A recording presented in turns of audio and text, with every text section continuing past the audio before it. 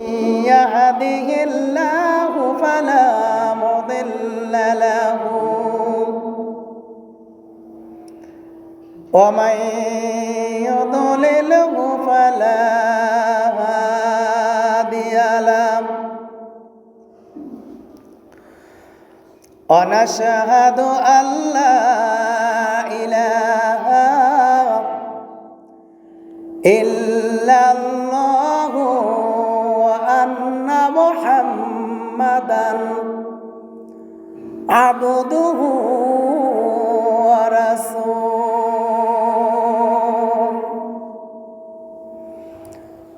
أرسله بالحق بشيرا ونذيرا وداعيا إلى الله بإذنه وسراجا منيرا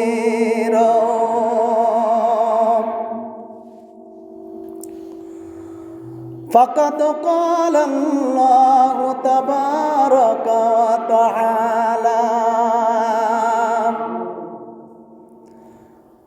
آمن الرسول بما أنزل إليه من ربه والمؤمنون كل آمن بالله وملائكته وكتبه ورسله لا نفرق بين أحد من رسله وقالوا سمعنا وأطعنا غفرانك ربنا وإليك المصير وقال رسول الله صلى الله عليه وسلم أن تؤمن بالله وملائكته وكتبه ورسله واليوم الآخر والقدر خيره وشره من الله تعالى والبعث بعد الموت إن الله وملائكته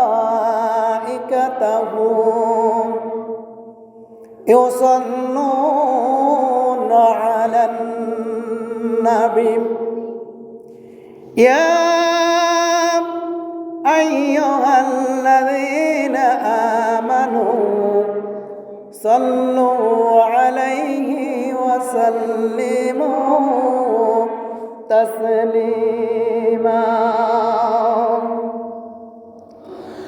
اللهم صل على محمد وعلى آل محمد كما صليت على إبراهيم وعلى آل إبراهيم إنك حميد مجيد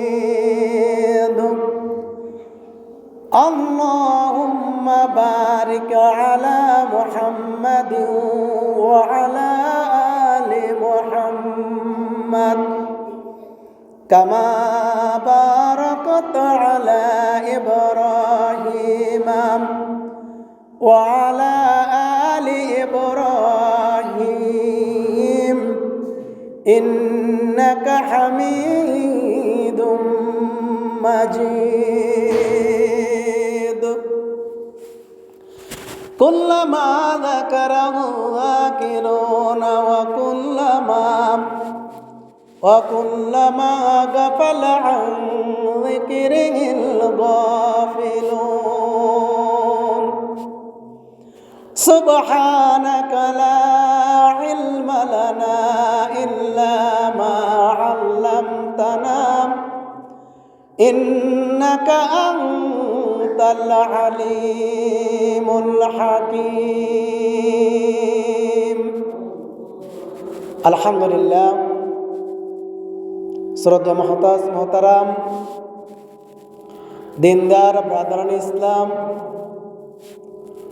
উপস্থিত অত্র অঞ্চলের অত্র মসজিদের মুসল্লিয়ানে কেরাম,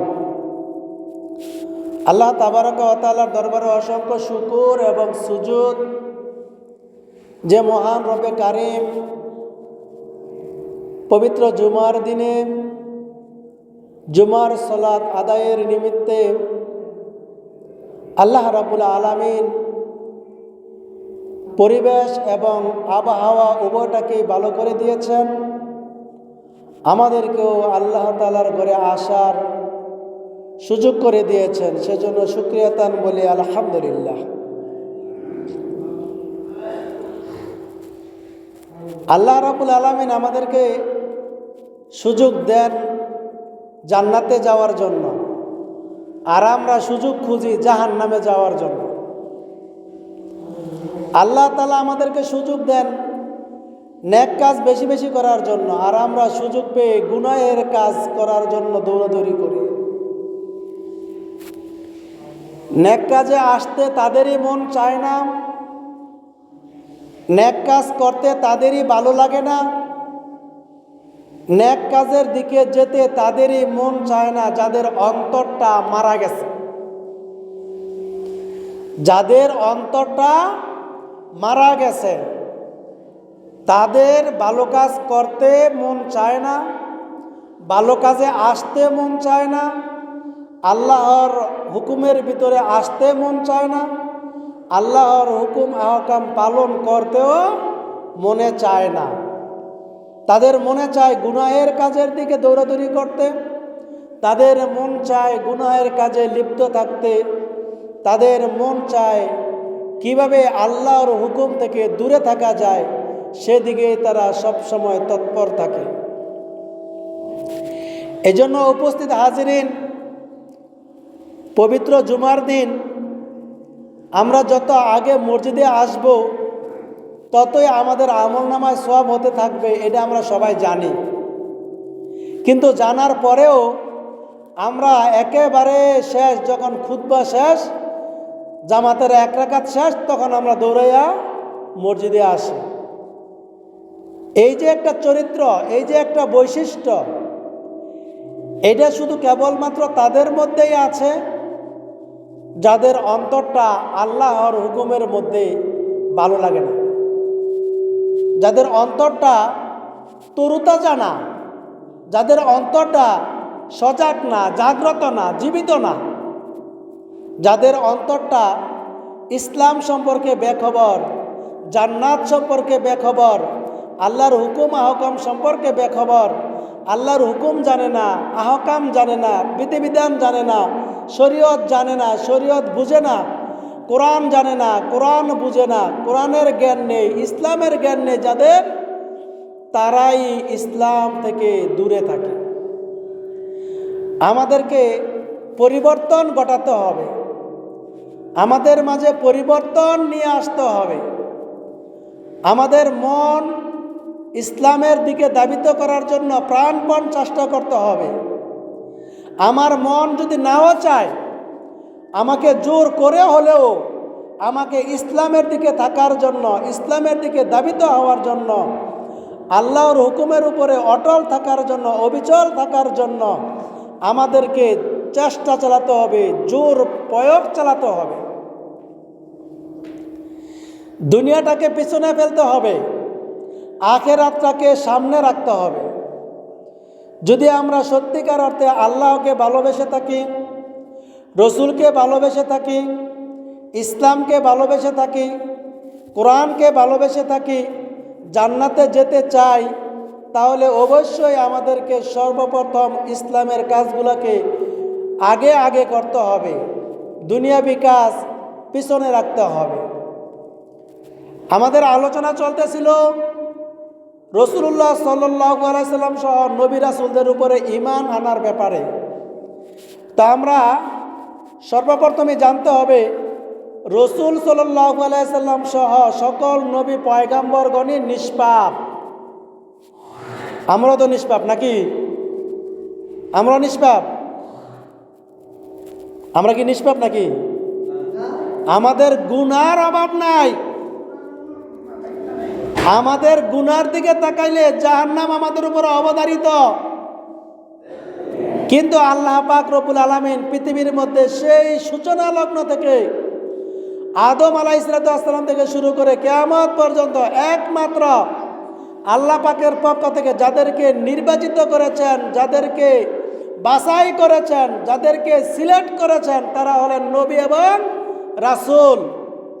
আর এই নবী এবং রাসূলরাই কেবল একমাত্র নিষ্পাপ, শুধুমাত্র নিষ্পাপ, তারাই নিষ্কলঙ্ক, তাদেরই কোনো পাপ নাই। নবী রাসূলদের কি নাই? পাপ নাই। নবী রাসূলরা নিষ্পাপ, মাসুম। তারা জন্মের পর থেকে মৃত্যু পর্যন্ত কোনো গুনাহের দিকে তাকান নাই, গুনাহ হবে এমন কাজের ধারে কাছেও যান নাই। তাহলে আমরা বিশ্বাস করি আদম আলাইহিস সালাম থেকে শুরু করে আমাদের নবী, আখিরি জামানার নবী, সর্বশেষ নবী হযরত মুহাম্মদ রাসূলুল্লাহ সাল্লাল্লাহু আলাইহি ওয়াসাল্লাম পর্যন্ত যত নবী এবং রাসূল পৃথিবীতে এসেছেন, সকল নবী এবং রাসূলই নিষ্পাপ, মাসুম।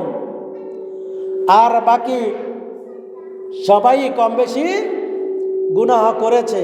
গুনাহের কারণে জাহান্নামে যেতে হয়েছে, জাহান্নামে যাবে।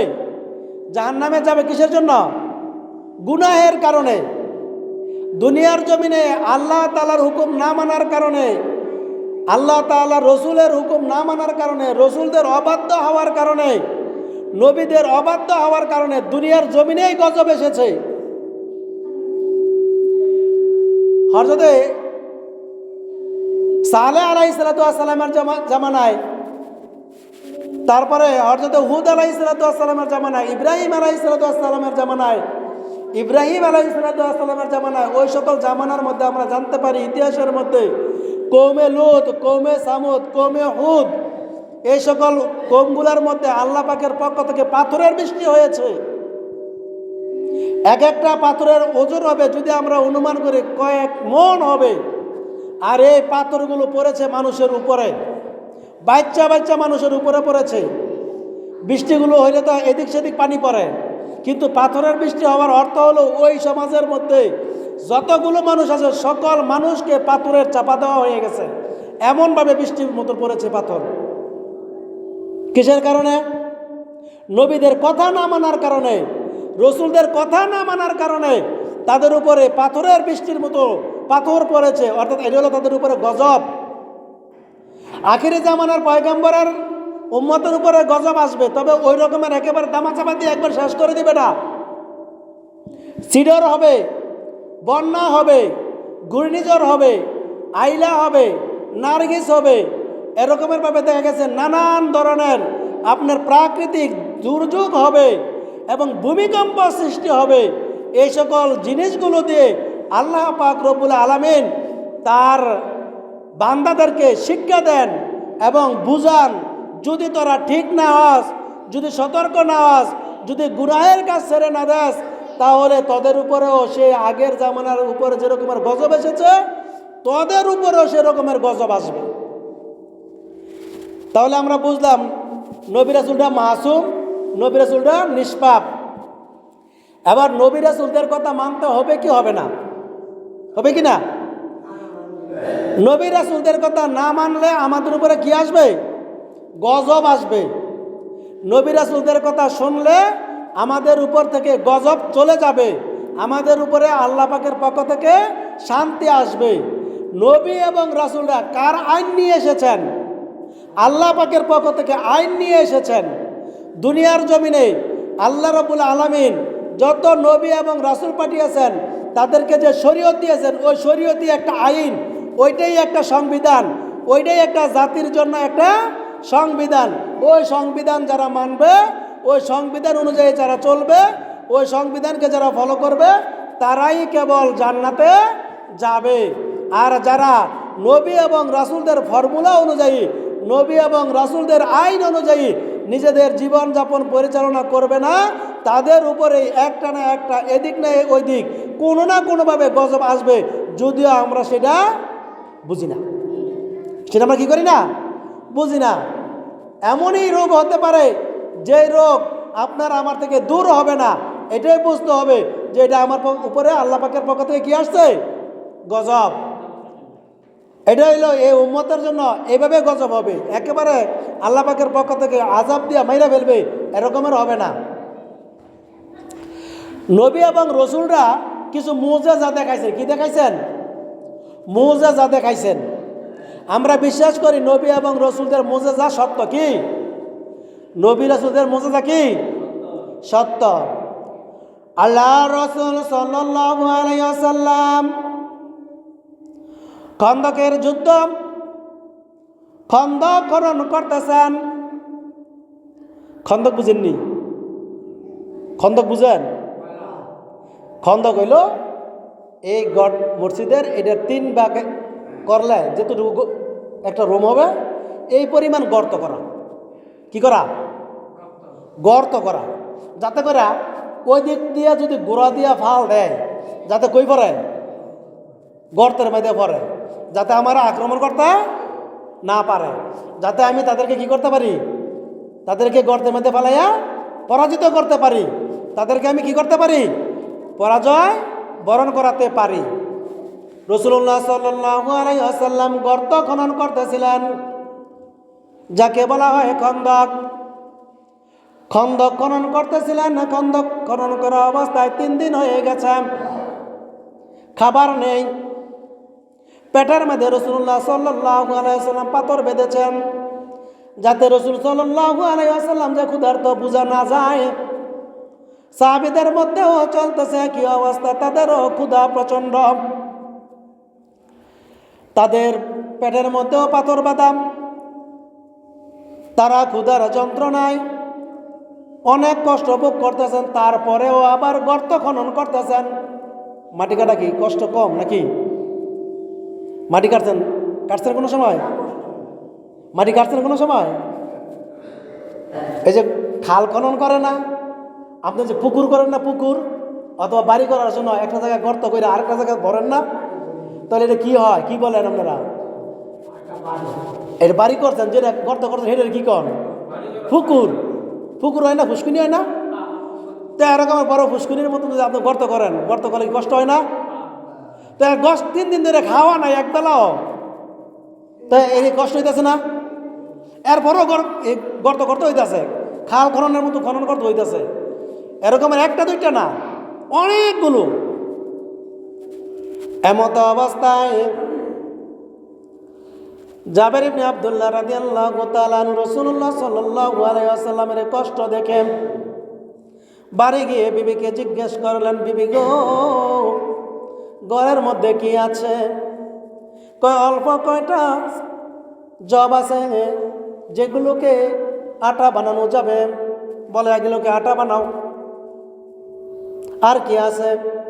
পালের মধ্যে ছাগলের বাচ্চা আছে ছোট ছোট, কয় এটাই জবাই করো। রাসূলুল্লাহ সাল্লাল্লাহু আলাইহি ওয়াসাল্লামের কষ্ট আমার আর সহ্য হয় না। রাসূলুল্লাহ সাল্লাল্লাহু আলাইহি ওয়াসাল্লাম না খেয়ে আছেন, রাসূলুল্লাহ সাল্লাল্লাহু আলাইহি ওয়াসাল্লামকে খাওয়াতে হবে। তো এই কয়টার কয়জনে খাওয়াইবেন? রাসূল সাল্লাল্লাহু আলাইহি ওয়াসাল্লাম সব 2-3 জন হলেই হবে। রাসূল সাল্লাল্লাহু আলাইহি ওয়াসাল্লাম সহ আর কয়েকজনের অনুমান 8-10 জন হবে সর্বোচ্চ। যদি খায় 10 জনে, খেলেও ঠিক মতো হবে না, তারপরেও খেতে পারবে এমন অবস্থা। এবার সাহাবী রাসূলুল্লাহ সাল্লাল্লাহু আলাইহি ওয়াসাল্লামকে ডাক দিলেন, ইয়া রাসূলুল্লাহ, ইয়া হাবিবাল্লাহ, বাড়িতে কিছু খাবারের আয়োজন করেছি, আপনার দাওয়াত। কি করলেন? দাওয়াত দিলেন। এবার রাসূলুল্লাহ সাল্লাল্লাহু আলাইহি ওয়াসাল্লাম বলেন, ও আমার সাহাবারা, সবাই শোনো, জাবের দাওয়াত দিয়েছে, সবাই দুপুরে জোহরের সালাতের পর আমরা তার বাড়িতে খানা খাবো। জাবের রাদিয়াল্লাহু তাআলা আনহু আশ্চর্য হয়ে গেলেন। দাওয়াত দিলাম রসুলকে সর্বোচ্চ 8 থেকে 10 জন, এতগুলো লোক কিভাবে আমি বরণ কিভাবে খাওয়াবো? এবার রাসূলুল্লাহ সাল্লাল্লাহু আলাইহি ওয়াসাল্লাম জাবের রাদিয়াল্লাহু তাআলা আনহুকে বললেন, এ জাবের, এদিকে এসো। কি করেছ? এই পরিমাণ খামির আর এই পরিমাণ গোস্ত আছে, তোমার স্ত্রীকে বাড়িতে গিয়ে বলবে গোস্তের পাতিলাটা যেন সে না উঁচু করে, অর্থাৎ ঢাকনাটা যেন ডেকেই রাখে, এটা যেন সে আর না নামায় আমি আসা পর্যন্ত, আর খামিরগুলা এক জায়গায় রাখবে আমি না আসা পর্যন্ত। এবার সকল সাহাবীদেরকে নিয়ে 150-200-র উপরে লোক, প্রায় 300-র কাছাকাছি সাহাবী, সবাইকে নিয়ে রাসূলুল্লাহ সাল্লাল্লাহু আলাইহি ওয়াসাল্লাম জাবেরের বাড়িতে মেহমান হলেন। রাসূলুল্লাহ সাল্লাল্লাহু আলাইহি ওয়াসাল্লাম খামিরে হাত দিলেন, বললেন এখান থেকে রুটি বানাতে থাকো।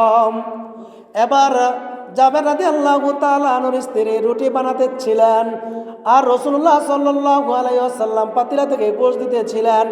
একদিকে গোশত, অপরদিকে রুটি দিতে দিতে দিতে দিতে সকল সাহাবীকে দিয়ে দিলেন।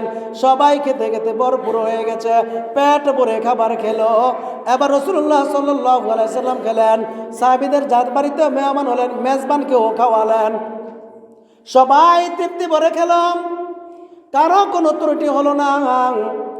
এবার রাসূলুল্লাহ সাল্লাল্লাহু আলাইহি ওয়াসাল্লাম বললেন, কি পরিমাণ আছে? রাসূলুল্লাহ সাল্লাল্লাহু আলাইহি ওয়াসাল্লাম বলেন, রাসূলকে বলেন, যা কিছু রান্না করা হয়েছে সেই পরিমাণই রয়ে গেছে।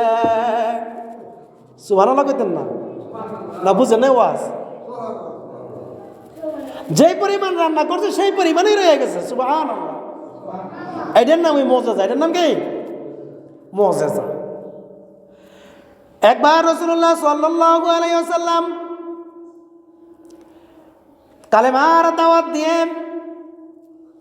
যখন মরুভূমির মাঝখান দিয়ে আসতেছিলেন, ব্যাপক তৃষ্ণা পেয়েছে, প্রচণ্ড তৃষ্ণা পেয়েছে। পানি পান করার এমন কোনো স্কোপ, এমন কোনো জায়গা নাই যেখানে পানি পান করা যায়। পানি পান করতে না পেরে রাসূলুল্লাহ সাল্লাল্লাহু আলাইহি ওয়াসাল্লাম এবং আবু বকর রাদিয়াল্লাহু তাআলা আনহু সামনে এগোচ্ছিলেন। এগোতে এগোতে দেখলেন একজন লোক ও একজন রাখাল তার ছাগল চড়াচ্ছে। রাসূলুল্লাহ সাল্লাল্লাহু আলাইহি ওয়াসাল্লাম আবু বকরকে বললেন যে, আবু বকর জিজ্ঞেস করো তার এই বরকি বালার মধ্যে কোনো ঠেডা বরকি আছে কিনা। কি বরকি? ঠেডা বরকি চিনেননি? বাঞ্জা বরকি চিনেননি? বাঞ্জা বরকি যেটা কি হয় না, বাচ্চা হয় না, যে বকরি বাচ্চা দেয় না, এমন একটা বকরি আছে কিনা। তো রাখালকে গিয়ে বললেন, আবু বকর রাদিয়াল্লাহু তাআলা আনহু, হে রাখাল, তোমার এখানে এমন কোনো বকরি আছে কিনা যে বকরি দুধ দেয় না? কয় আছে। কয় তাহলে এটা দাও, এটা থেকে আমাদের রাসূল দুধ পান করবে। কয় দেওয়া যাবে না, আমার মালিক আছে, আমি আমার মালিকের কাছে আগে জিজ্ঞাসা করে নেই। মালিকের কাছে গেলেন, মালিককে গিয়ে বললেন এমন একটা বকরি চাই। কয় দিয়ে দাও, যদি পান করতে পারে করুক। এবার রাখাল এসে বলল, ঠিক আছে নিয়ে যাও, দুধ পান করতে পারলে করো। আল্লাহ রাসূল সাল্লাল্লাহু আলাইহি ওয়াসাল্লাম ওলানের মধ্যে হাত দিলেন, আর ওলান দুধ দ্বারা পরিপূর্ণ হয়ে গেল। সুবহানাল্লাহ জোরে কইতেন না? এটার নাম কি?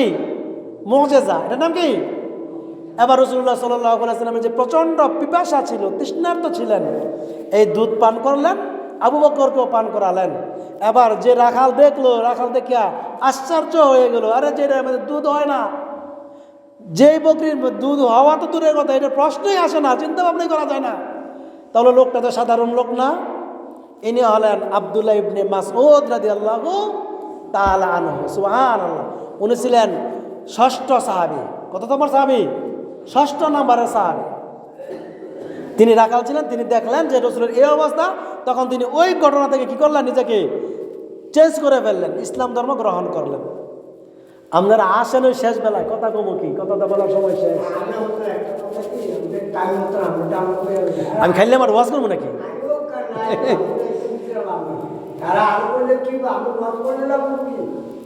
তাহলে এই যে রাসূল সাল্লাল্লাহু আলাইহি সাল্লাম যে এই যে মুজিজা বললাম, আপনারা এটা কি বুঝলেন? মানে আপনাদের কি মুজিজা দেখাইতে হইব নাকি? আপনাদের কি কেরামত দেখাইতে হইব? কেরামতে দেখে কি মুসলমান হওয়া যাবে?